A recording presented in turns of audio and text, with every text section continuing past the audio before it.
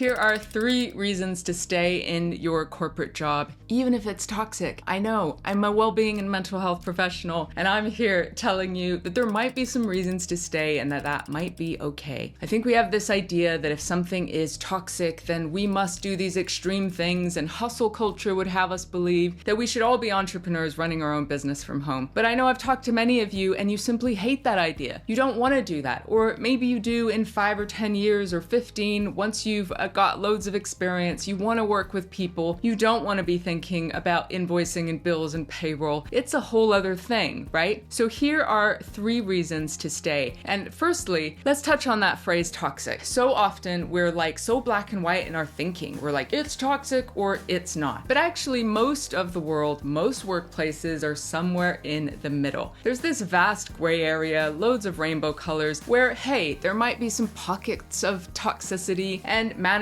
or departments that are pretty tricky, but actually that doesn't mean the whole thing is, right? It's actually just whenever people come together in groups to do things as a team, there can be tricky bits, right? Where we might not communicate effectively, or there might be misunderstandings, or yes, hints of toxicity, but that doesn't mean it's all toxic. So here's 3 ways, let's go. Number 1, if you are super self-aware and have really good boundaries and you actually know yourself quite well, so you really can understand those little red flags, the little signs where stress is becoming a little bit difficult. If somebody is behaving in a particular way in the workplace, you don't take it personally. You can actually sort of just let it slide and allow yourself to do your day-to-day job. And then you're really good at knowing how to resource yourself outside or even inside the workplace. And that could look like taking little micro breaks. Perhaps you're a great meditator, or you've got a great social circle that allows you to vent a little bit and then reset at the end of the day. Maybe you've got some good health practices, whether it's sleep or working out. And hey, none of us are perfect, but if you have that self-awareness where you know what's your responsibility and what is other people's responsibility, including knowing kind of what your childhood triggers are and like certain types of leadership or certain types of structures, if they trigger you in some way, that's really good information that allows you to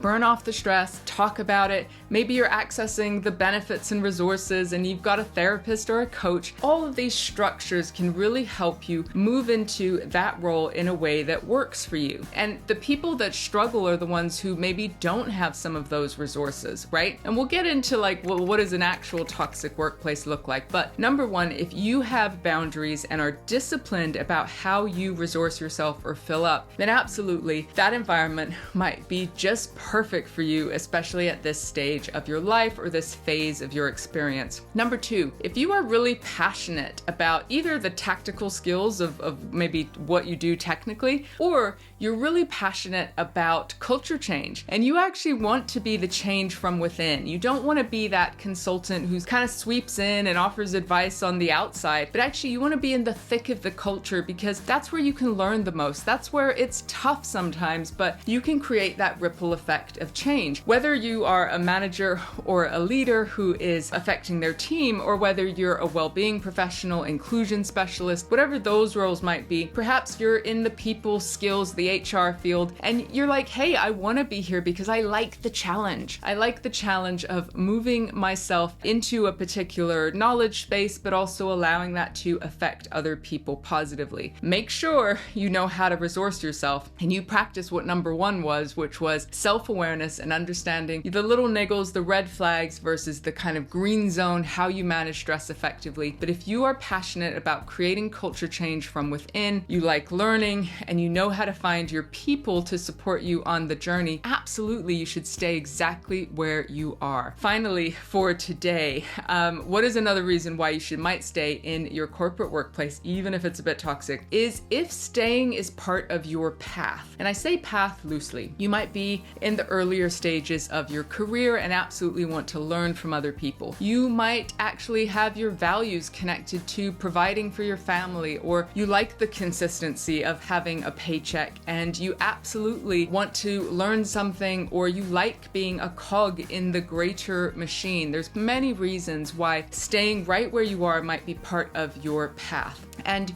Your path might eventually lead to something that has more autonomy or freedom, or you might be able to create exactly where you are. The interesting thing these days is that nothing is really secure or settled. And so it's a bit tricky when we put all our eggs in one basket. So it can be really crucial, even if this job is part of your path and you can see this trajectory of where you want to get to, that you do things to stay relevant, to develop your skills, and to ensure that, restructure or something were to happen, you have been working on your mindset, you have not completely relied on this place for everything, and it's less of a shock when change happens, because one thing we can be certain of is that change will happen. So there you go. There are 3 reasons, rather, to stay in your job, even if it's a little bit toxic. And let's challenge this notion of what a total toxic culture is. If your body and your mind, your mental health and your physical health are beginning to be affected, then it might be worth thinking about, hey, how can your path evolve or change? Because nothing is worth your health, right? And so even though there will be phases in our life or seasons where we absolutely need to be in the trenches, in these environments,